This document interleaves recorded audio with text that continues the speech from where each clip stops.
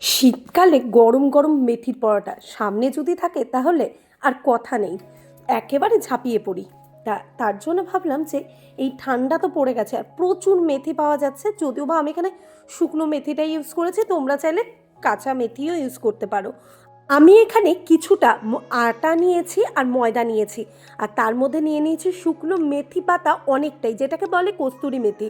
আর তার মধ্যে দিয়ে দিলাম ধনে পাতা কুচি, পেঁয়াজ কুচি দিয়ে ভালো করে একটা ডো বানিয়ে নিলাম। এবারে আমি এই ডোটাকে বানিয়ে নিয়ে তার ছোট ছোট গুলি করে এবারে পরোটার মতন গোল করে বেলে নিচ্ছি।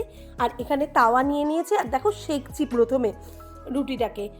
যখন দু পিটি লাল লাল করে শাঁকা হয়ে গেল, তারপরে আমি দিয়ে দিলাম খানিকটা মতন তেল। তেল দিয়ে চেপে চেপে ভাজছি মেথি পরোটা, যেটা খেতে দুর্দান্ত লাগে, যেটা শীতকালে মানে বেশিরভাগ ঘরেই কিন্তু মেথি পরোটা হয়। তা আমি এইভাবে তোমাদের মেথি পরোটা শেখালাম। তোমরা আরও যদি নতুন নতুন কোনো প্রসেস জানো, প্লিজ কমেন্ট বক্সে কমেন্ট করে জানাতে পারো। আর আমি এই মেথি পরোটার সাথে কিন্তু রেখেছিলাম মাশরুম, চিলি মাশরুম। তোমাদের কেমন লাগলো প্লিজ কমেন্ট বক্সে জানিও।